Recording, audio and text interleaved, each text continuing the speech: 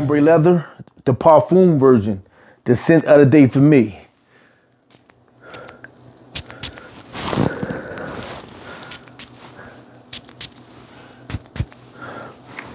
This will be my scent of the day, okay?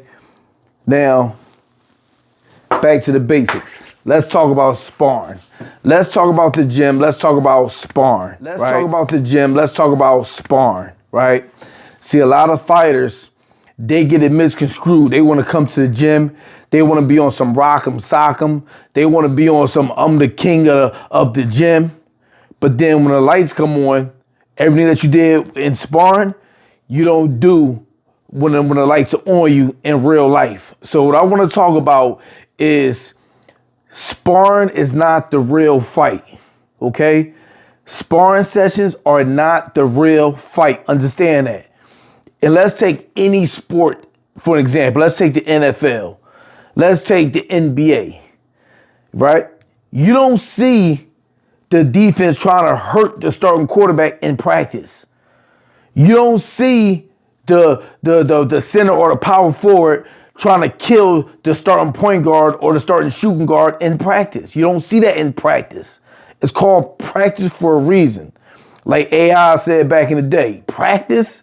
We talking about practice, right? So when the lights are on, you gotta be able to perform. Now, sparring is a very, very, very important part of boxing because like I say in the gym, the next best thing to actually competing is sparring. You got sparring, you got pad work, you got roll work, you got heavy bag work, you got so many different aspects to lead up to the fight. Now, when you spar, yes, you want to keep your sparring partner accountable. You don't want to go in there nip-nack and playing around. You understand? You want to stay sharp. Even if you, say if you're a light heavyweight, a professional, fight at 175, or you might be a light heavyweight amateur, fight at 178. And you may be in there with a guy that fights at 132 as an amateur, or a guy that fight at 135 as a lightweight as a pro, right? That does not mean rock'em sock'em with a littler guy, or even if you're a sharper young guy, you know what I mean, a lighter fighter. It don't mean you go there and beat up the big guy. No, you work on certain forms, you work on certain techniques.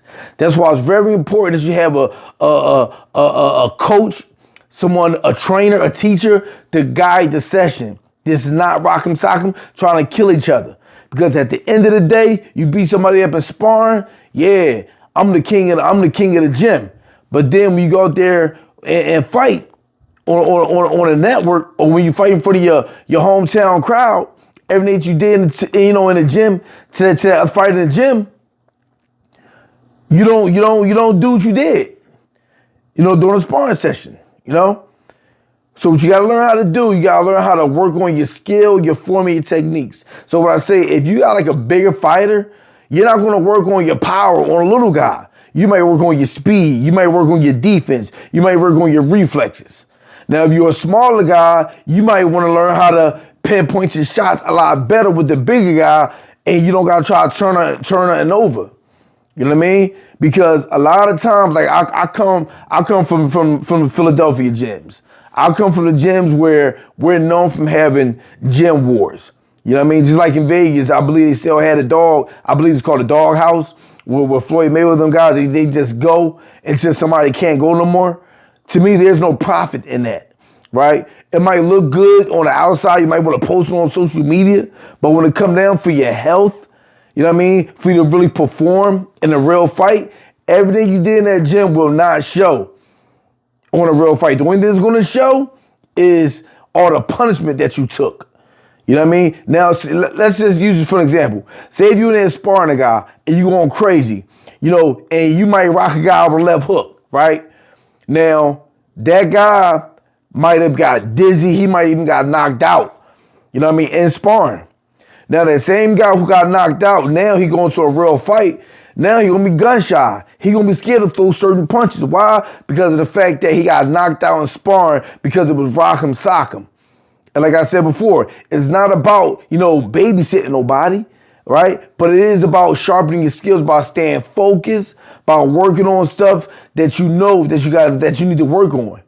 And that's why it's very important to get yourself involved with a good trainer, man, a good teacher, someone that really cares about you. because this is a whole nother video, but the loyalty, the integrity does not exist with a lot of these coaches, man. They don't. You know, I can't be a good coach without a good fighter. You won't be a good fighter without a good teacher, someone to guide you. You might got the skills. You might got the want to do it, right? But for to really be able to come out, you gotta have that teacher to be able to show you when and how to use what you got. So don't waste all your energy. Don't waste all your time trying to be a gym champion. If you want to be a champion, if you really want to go far in the sport, know when to pick it up and know when to tone it down. Everybody's not on the same level, man. Everybody on the same level. So don't get caught up with the gym wars. We want to be the king of the ring, but then when a real fight happened, all that stuff disappeared.